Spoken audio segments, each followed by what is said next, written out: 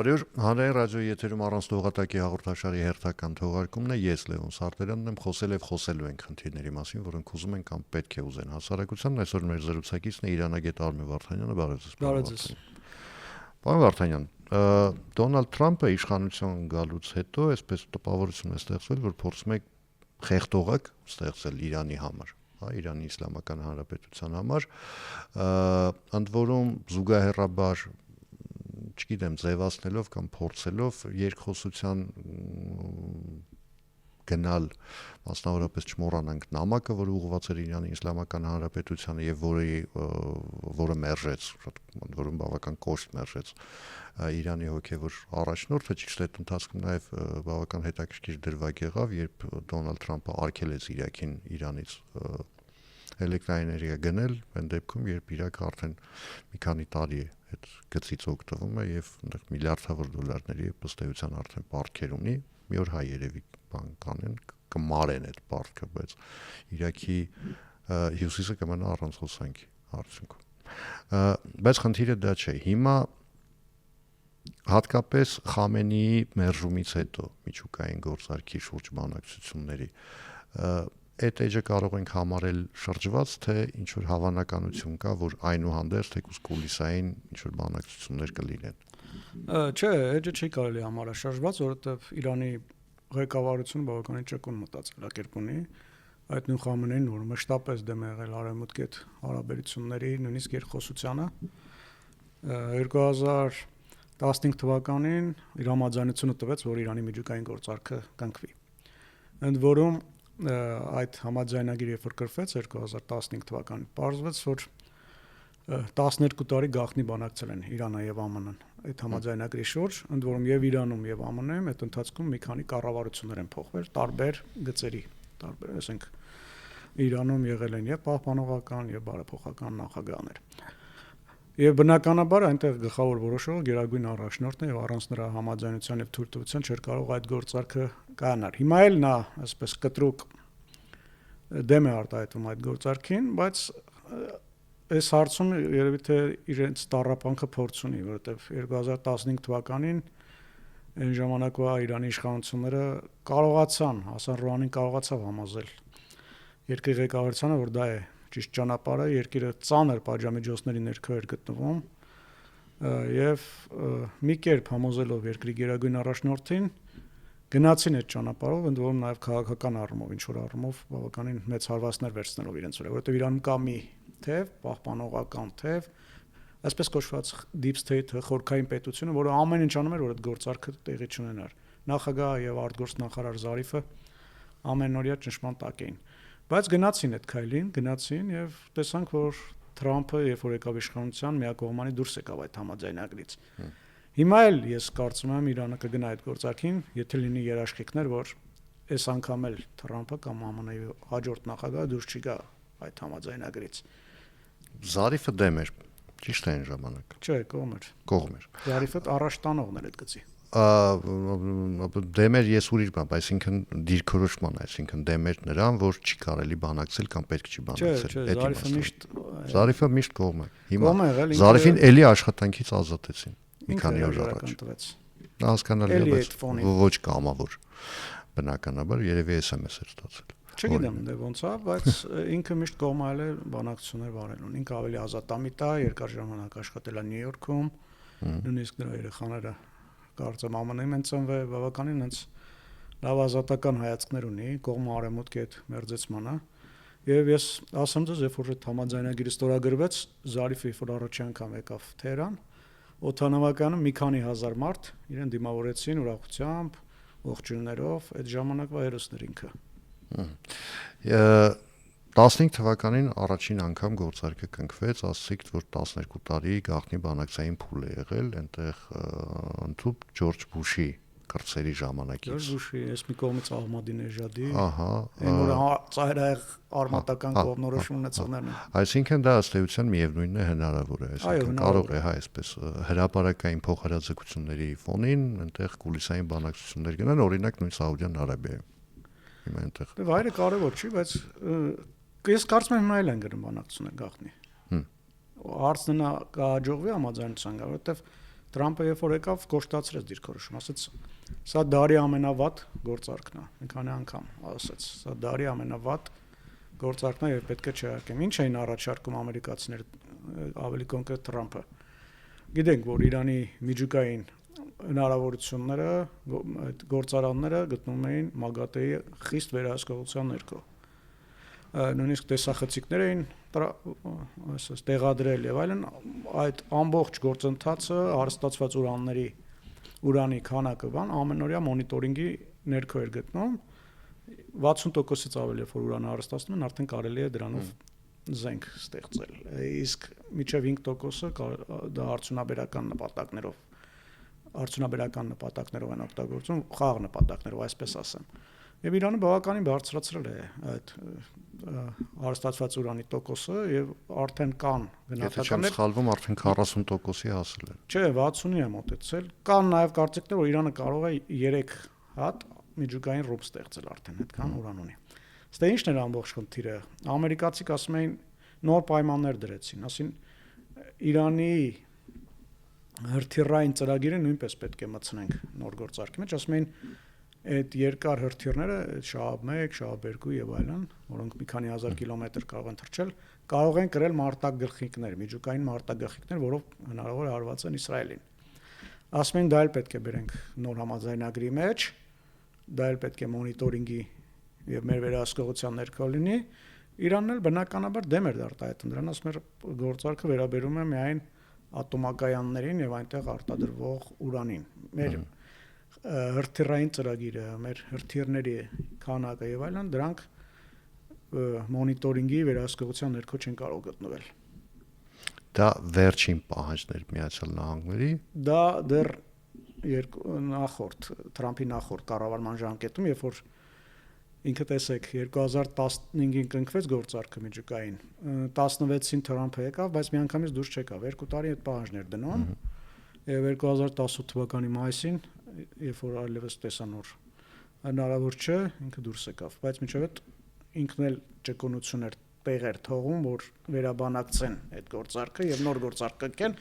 Իրանը մերժեց այդ նոր գործարքը եւ դրանից հետո միայն 2018-ին 2 տարի անց Թրամփը դուրս եկավ։ Հիմա ինչ են առաջարկել։ Հիմա կոնկրետ առաջարկներ ես ենթադրում եմ էլի նույնն է։ Էլի նույն առաջարկները պետք է լինի։ Որովհետեւ Խամենեին հայտարարեց, ասեց, որ չեն գնա բանակցությունների, որովհետեւ Միացյալ Նահանգները մի բան չի ուզում։ Այդ մեկից հետո պետք է դաս հաջորդ, հետո ամբողջություն։ Դե այո, փաստորեն ԱՄՆ-ն միակողմանիորեն դուրս եկավ համաձայնագրից։ Ես ինչքան գիտեմ, միգուցե սխալվում եմ, Իրանը միջև հիմա էլ այդ գործարքից դուրս չի եկել, պայմանագրի կողմ է համարվում։ Ընդ 6 երկրներ էին, 6+1։ Իրանը եւ եվրոպական երկրները դուրս չեն եկել, Ռուսաստանն է, Չինաստանն էլ։ Միայն ԱՄՆ-ն է դուրս եկել այդ համաձայնագրից։ Տեսեք, Թրամփի կառավարման նախորդ շրջանում եվրոպացիները լուրջ խնդիրների առաջ կանգնեցին նախ կապված նոր պատժամիջոցների հետ շքերթի հետ Իրանի դեմ կիրառվող Թրամփի իշխանությունների կողմից եւ նույնիսկ այն ժամանակ առաջարկ եղավ, որ անհրաժեշտ է ստեղծել վճարային այլընտրանքային համակարգ, որով Եվրոպան կաշխատի Իրանի Իսլամական Հանրապետության հետ, որովհետև SWIFT ծրագրով բնականաբար դա հնարավոր չէր անել եւ նույնիսկ խոսակցություններ կային, որ եվրոպացիները կարող է եւ Իրանի հետ գազի ներկրման շուրջ էլի սեպարատ բանակցություններ սկսեն։ Հիմա Եվրոպայում իրավիճակը պակաս ճգնաժամային չէ, այդ իմաստով հաշվի առնելով որ Ռուսաստանից դեպի Եվրոպա գնացող հիմնական գազատարը փակվել է, Ուկրաինան ասաց ես փակում եմ ուղղակի չեմ երկարաձգում տրանզիտային պայմանագիրը եւ Եվրոպան շարունակում է մնալ այսպես ամերիկյան թերթակարային հիմնականում գազի հույսին, որը նախ շատ թանկ է, երկրորդը ասում են, որ որակի խնդիր էլ կա այնտեղ։ Հիմա ասես այս իրավիճակում արդյոք հնարավոր է, որ Եվրոպան կրկին գնա սեպարատ բանակցությունների Իրանի հետ, ես ինչի եմ ասում սեպարատ, որովհետև ըստ էության մենք երբ խոսում ենք արևմուտքի մասին, մեր ընկալումների մեջ Միացյալ Նահանգներ, Եվրոպա դրանք միասնական են, բայց վերջին շրջանում այդ միասնականությունը այսպես բավական լուրջ ճաքեր է տվել եւ Եվրոպայի եւ Միացյալ Նահանգների մեջ կան լրջագույն տարաձայնություններ։ Բավականին բարդ է ասել կգնան դրան թե չէ, որովհետեւ ինքը մեծ ծախսեր է տա կապված, շատ մեծ Իրանի հիմնական գազային պաշարները երկրի հարավում են գտնվում Պարսից ծոցում եւ այնտեղից մինչեւ Եվրոպա մի քանի հազար կիլոմետր պետք է գազամուղ կառուցեն եւ դեռ պարզ չի թե ինչ կլինի դրանից հետո ոնց որ կան խոսակցություններ բայց ես մոտակա տարիներին այդպիսի բան չեմ տեսնում տեսականորեն հնարավոր է բայց գործնականում քիչ հավանական որովհետեւ դա ահռելի ծախսերի հետ է կապված եւ դրանից հետո չգիտենք ինչ կլինի ոնց որ այս պահին դա իրատեսական չեմ համարում բայց տարբերակ կա այլ տարբերակ տեսեք Իրանը ոչ շատ վաղուց մոտ եթե չեմ սխալվում 2 ամիս առաջ 3 ամիս առաջ հայտարարեց թե նախատեսում է որ Իրանը պետք է լինի տարածաշրջանի գազային հաբը ընդ որում այդ գաղափարին միացավ նաև Թուրքմենստանը որը 3-4 օր առաջ հայտարարեց որ ինքը պատրաստ է Եվրոպայի գազամատակարարում իրականացնել ենթադրաբար դա պետք է արվի կամ Կասպից ծովով Ադրբեջանով կամ Իրանի Իսլամական Հանրապետության տարածքով ենթադրաբար ասենք Թուրքիայով դեպի Եվրոպա կամ Հայաստանով Վրաստանով դեպի Եվրոպա այո նույնիսկ համաձայնագիր է ստորագրվել Ռուսաստանի եւ Իրանի միջև Ռուսաստանն էլ պետք է իր գազը տեղափոխի Իրան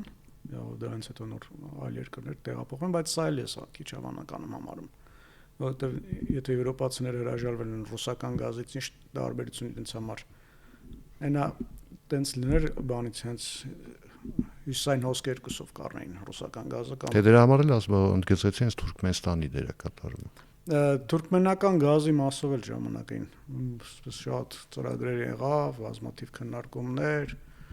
լուրջ միջազգային կորպորացիաներ էին խառնված թուրքմենական գազը Եվրոպա արտանելու մասով, բայց այստեղ էլ որևէ նորություն չկա, Թուրքմենիան ավելի շատ հիմա Չինաստանի հետ է աշխատում, քան փորձում է Եվրոպա արտանել, հեռու են այդ տարածաշրջանները Եվրոպայից եւ հիմա ես որքան հասկանում Եվրոպան ավելի շատ աֆրիկյան երկրների Իսրայելի հետ է փորձում համաձայնության հասնել Իսրայելն ունի գազի պաշարներ Լիբիան եւ էլի որոշ երկրներ ունեն դրանք մոտիկ են եւ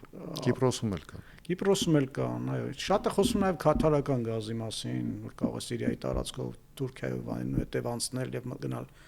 Եվրոպա դրանք բոլորը նախագծեր են դրանք բայց ահռելի ծախսերի հետ են կապված եւ տարածաշրջանն էլ անկայուն է չգիտենք ինչ կլինի վաղը մյուսների իսկ դրանք բոլորը հաշվի են առնում շատ այսպես կան լուրջ ձայներ տեսակետներ ժամանակին հենց Ասադի ռեժիմի տապալման կամ որ փորձում են տապալ են պատճառներն էր որ նա հրաժարվել էր քաթարական գազը իր երկրի տարածքով տեղափոխել Եվրոպա քանի որ դա կարող է ռուսական գազին այլ ընտրանք լիներ դրանից հետո Կաթարը եւ Սաուդյան Արաբիան էին ԱԲԿ-շներին ֆինանսավորում Սիրիայում Ասադին տապալելու համար այդպեսի կան կարծիքներ Ամեն դեպքում ես այս պահին իրատեսական չեմ անում ոչ թուրքմենական գազի, ոչ էլ իրանական գազի տեղափոխումը Եվրոպա։ Աշխարհը արագ փոխվում է գնում են կանաչ էներգիայի։ Իսկ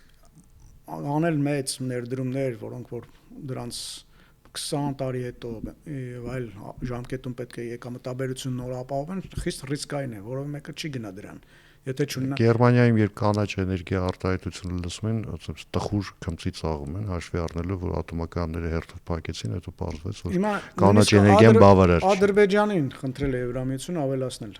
գազի մատակարարումները։ Ինչ էր ասում Ալիևս վերջին ժամանակներս։ Ասում էր մեզանից խնդրում են գազի մատակարարումներ ան, բայց ներդրումներ չեն անում։ Որպեսզի նոր գազամուղ կառուցենք գիտենք որ գործողը իր տարողունակությամբ չի կարող այս շատ մեծ ծավալներ ապահովել պետք է ասում էր նոր կառուցենք բայց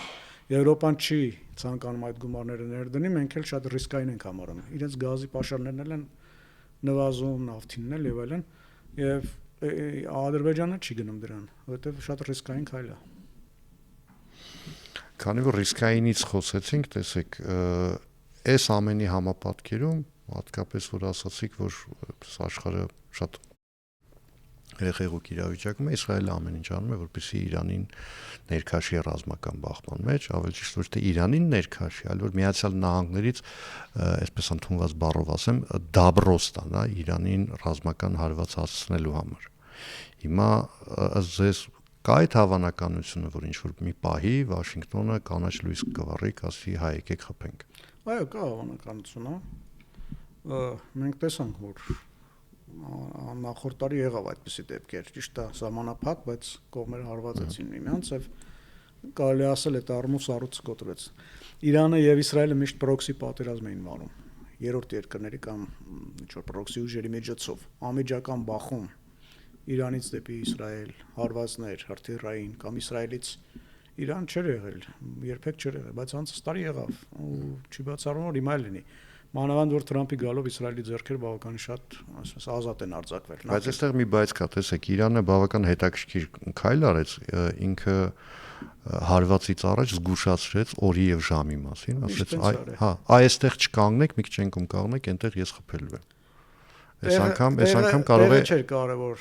Այս անգամ կարող է չանել։ Չէ, միշտ էլ իրենք ասում են, նույնիսկ Իրաքի տարածքում, երբ որ Ամերիկային հարված է, իշմեք, երբ որ Ղասեմի Սոլեյմանին սպանեցին Թրամփի հրամանով։ Ինչ եղավ, դրանից մի քանի օր հետո էլի Իրանը հարվածեց Իրաքի տարածքում գտնվող ամերիկյան ռազմակայանին։ Բայց ոչ մի զոհ չեղավ։ Հետո պարզվեց որ էտել են ամերիկացիների հետ տեղը օրը ժամը պայմանավորվել եւ ուղղակի ամերիկյան զորքերը դուրս էին բերվել տարածքից, ոչ մի բան էլ չեղավ առանձնապես։ Պես որ Իրանը վախեր ունի ամերիկացիներից, սա ակնհայտ է։ Իրենք չեն ուզում պատերազմ, իրենց անմիջական պատերազմ ոչ Իսրայելի հետ, ոչ էլ ԱՄՆ-ի հետ, որովհետեւ չեն կարող ձգել, նույնիսկ Իսրայելը չեն կարող ձգել։ Իսրայելի օդուժը բավական հզոր է, իրենց F-35, F-16 կործանիչներով, իսկ Իրանը չունի համապատասխան ուժեղ համակարգեր, դրանից խեղճանում է։ Իրենց ուժը հիմնականում հրթիռներն են, տարբեր տվյալներով մինչև 1 միլիոն հրթիռ ունեն, որը եթե միանգամից արձակեն Իսրայելի վրա, համակարգը չի դիմանա Իսրայել, չնայած բավական հզոր է, աշխարհում ամենահզոր համակարգն ունեցողն է, բայց չի կարող այդ բոլորը միանգամից որսա, դա խնդիրներ կառաջացնի։ Երբ որ Իսրայելին հարվածեց Իրանը,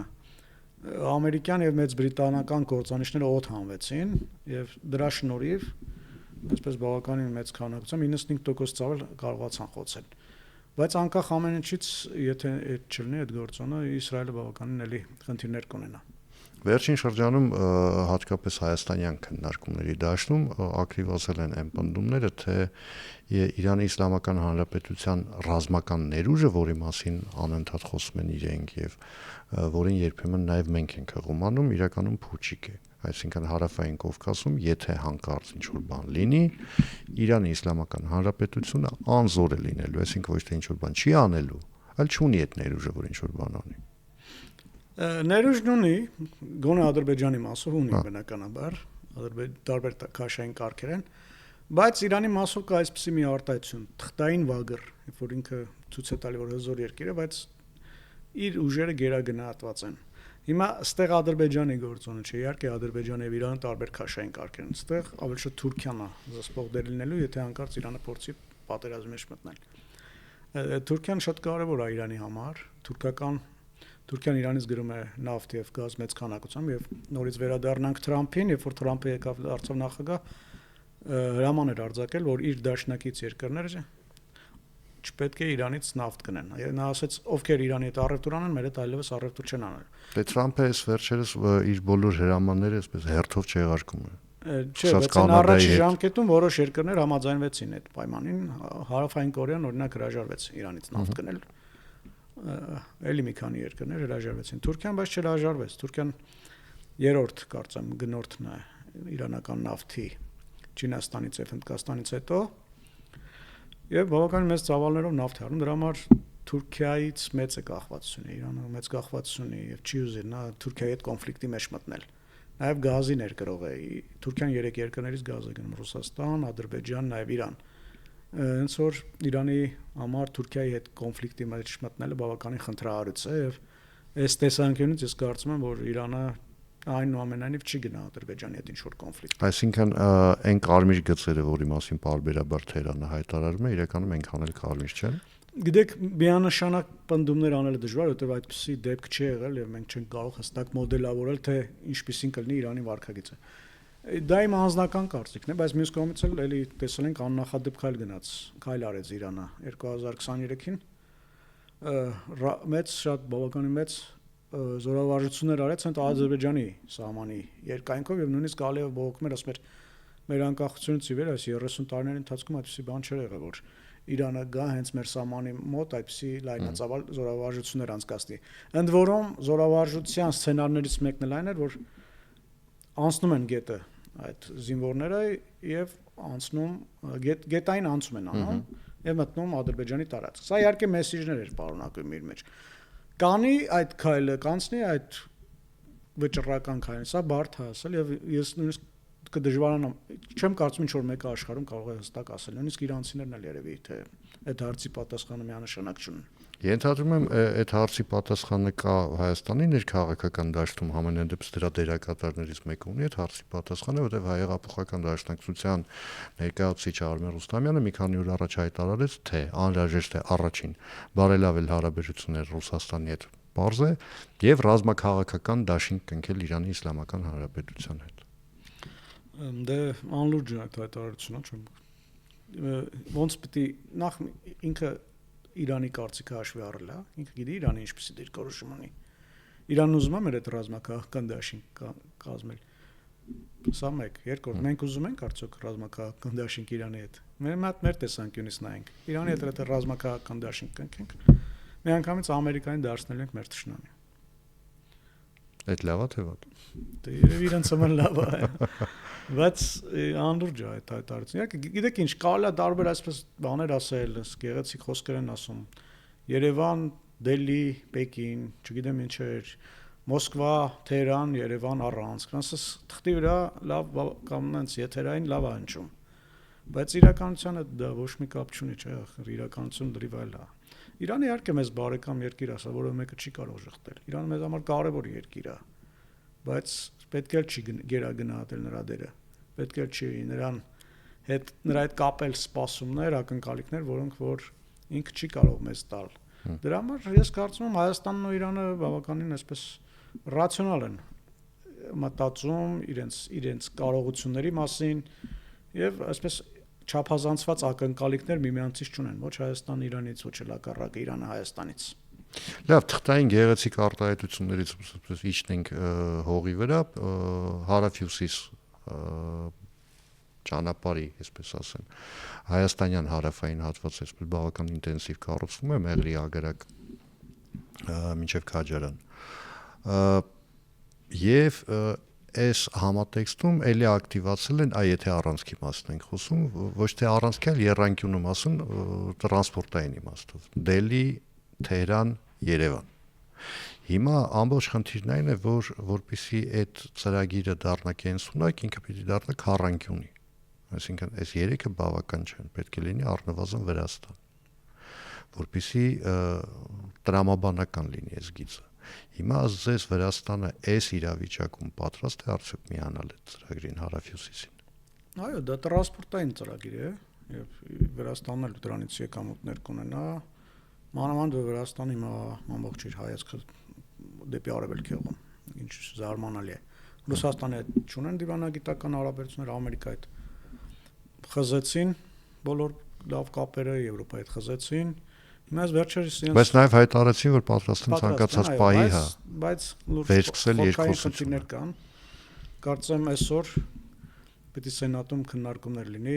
որով որ հնարավոր է արդեն Վրաստանի նկատմամբ պատժամիջոցներ սահմանել։ Բայց դա մի կողմ, վերջերս իրենց վարչապետը Կոբախիձեն Էմիրատներ էր մեկնել, 6 միլիարդ դոլարի պայմանագիր ստորագրեց, այդքան ներդրումներ պետք է անեն։ Հիմա իրենք Ռուսաստանից կտրված են, ԱՄՆ-ի եւ Արևմուտքի հետ այսպես հավաքական խնդիրներ ունեն, իրենց հայացքը դեպի արևելք են ուղղում։ Էմիրատների հետ Չինաստանն է բավական Չինաստանի հետ ռազմավարական գործընկերության համաձայնագիր։ Այնտեղ Անակլիայի նավանգիստն է ուզում կառուցել, բավականին ազատ առևտրի ռեժիմ կա Չինաստան-Վրաստան, բավականին զարգացրել են հարաբերությունները։ Այնպես որ ես կարծում եմ, որ հնարավոր է, որ այդ տրանսպորտային առանցքը գործի։ Հիմա տեսեք, քանի որ խոսք գնաց Չինաստանի ներգրավվածության մասին, մասնավորապես Վրաստանում, հա, վրաց-չինական գործակցության մասին, Թրամփը այն պահին, երբ ինքը դարձավ նախագահ, մինչև դա էլ հայտարարեց, որ բոլոր այն երկրները, որոնք գնալու են Չինաստանի հետ գործակցության ճանապարհով, հայտնվելու են ամերիկյան, այսպես ծանր ուշադրության ներքո։ Այսինքն խոսքը վերաբերում է ոչ թե մենք ձեր վրա կբարկանանք, կջղայնանանք, մատթափ կտանք, խոսքը վերաբերում է ռեալ պատժամիջոցների տակ ընկնելու հավանականության, բարձր հավանականության մասին։ Հիմա տեսեք, մեր հարավային Կովկասի կտրվածքով մեր հարևաններից երկուսը, Ադրբեջանը եւ Վրաստանը, ունեն Չինաստանի հետ ռազմավարական գործակցության համաձայնագիր։ Երկուսն էլ ստորագրել են։ Հիմա ըստ ձեզ այս իրավիճակը կբերի նրան, որ Միացյալ Նահանգները, ասենք Ուկրաինայում իր գործերը ավարտելուց հետո, այսպես մեզ նաև հուշում կամ երբեմն սպառնում են, ընդ որում սպառնում են մեկ Ռուսաստանով, մեկ Միացյալ Նահանգներով, այ իրենք իրենց գործերը կավարտեն ու կգան կհասնեն ձեզ։ Հիմա կհասնեն մեզ, թե չէ։ Բավական դժվար է ասել, հիմա ամբողջ աշխարհը турբուլենտ իրավիճակում է, չգիտենք։ Տեսնում ենք, որ խառնվել է ամեն ինչ իրար։ Նախկին դաշնակիցները դարձել են իրար թշնամիներ։ Կանադան ու ԱՄՆ-ն ամենամոտ դաշնակիցներ էին։ Միշտ իրենց երկրների ղեկավարները այնպես էին հանդիպում, այնպես էին ջերմ շփվում, կարծես դա մի երկիր էր։ Հիմա տեսնում ենք ինչի է գնում։ Ոնց որ դժվար է այդ բոլոր հարցերը միանշանակ պնդել։ Աշխարհում հիմա այնպեսի խառը իրավիճակ է, որ դաշնակիցները դարձել են գործընկերները դարձել են թշնամիներ, եւ այս տեսանկյունից մի քիչ այսպես շատ դժվար է կանխատեսումներ անել։ Վերադառնանք Իրանի թեմային եւ ոչ միայն Իրանի թեմային, ըստ ձեզ Հայաստանը, Երևանը պաշտոնապես այս ամբողջ ընթացքում երբ բավական լարված են Իրանի արևմուտքի, Իրանի երբեմն նաև Չինաստանի հետ հարաբերությունները, Իրանի եւ Ռուսաստանի միջև կան բազմաթիվ խնդիրներ, որոնց մասին իրենք դեռ շատ չեն բարձրացան, բայց դրանք ակնհայտորեն երևում են մասնավորապես հարավային Կովկասում դրանց տարբերությամբ ընկալումների։